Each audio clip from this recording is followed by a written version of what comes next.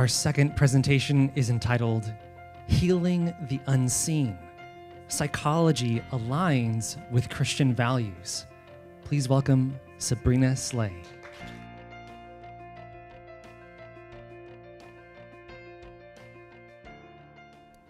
You are a Christian parent to teenagers. Your entire family is heavily involved within the church and lights within their community. But what if one day your teen suffers a life-altering trauma, which results in them having anxiety? Your teen is a strong Christian with unwavering faith. But no matter what you or your child does, they're still suffering physically and mentally for months. Anxiety begins to take a physical toll on their body, hindering them from functioning in everyday life.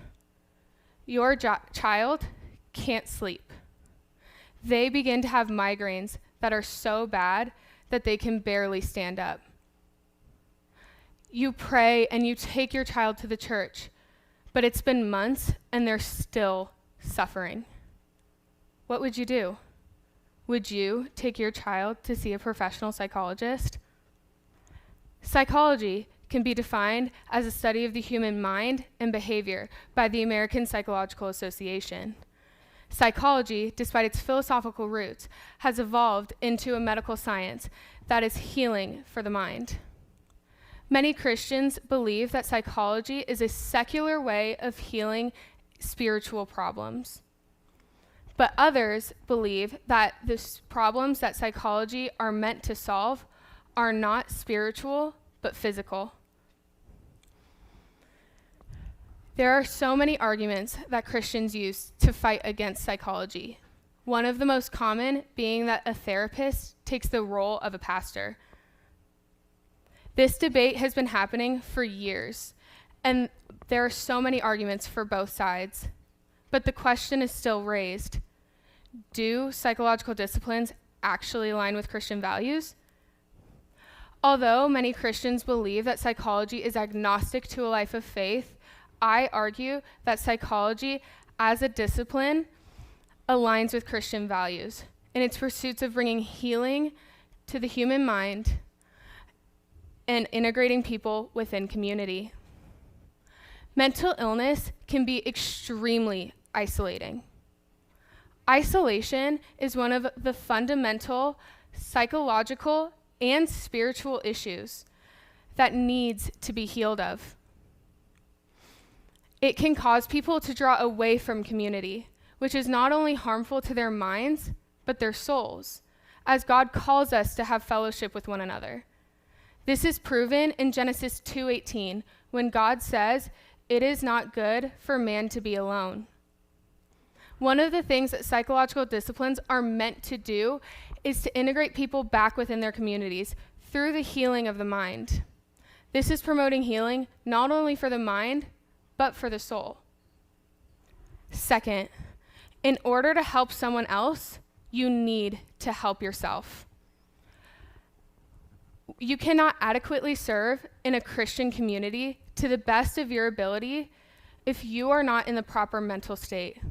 And psychological disciplines are meant to get you back into that proper mental state. You could look at psychological disciplines like healing a broken arm. The arm must be healed in order to function well in the body.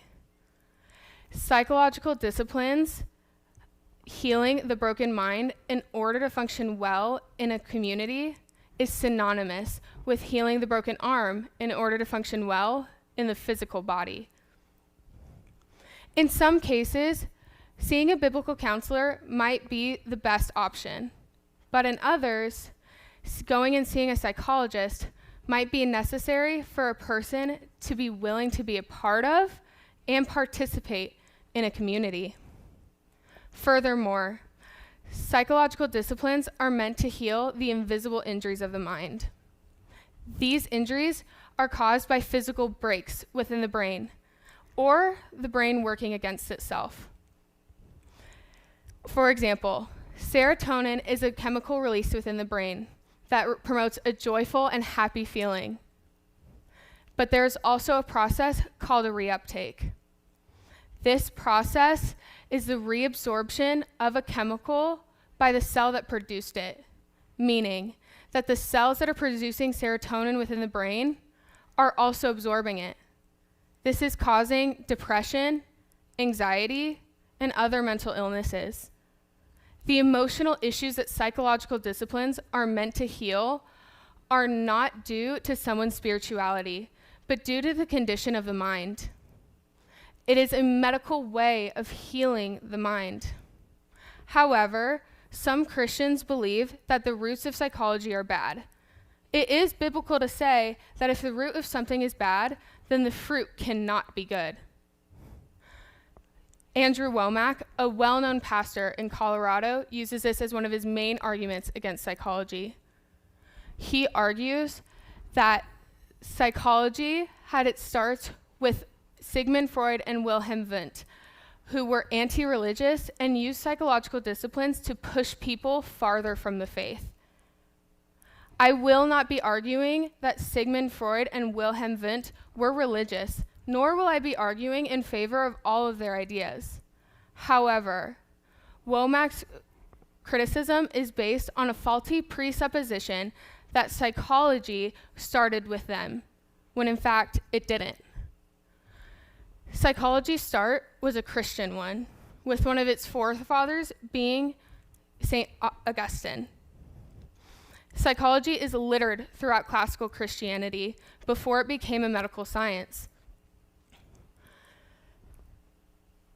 As Ellen Cherry, an American theologian, asserts, psychology is seen throughout classical Christianity because it is based on a biblically inspired understanding of the psyche, the self, and the soul.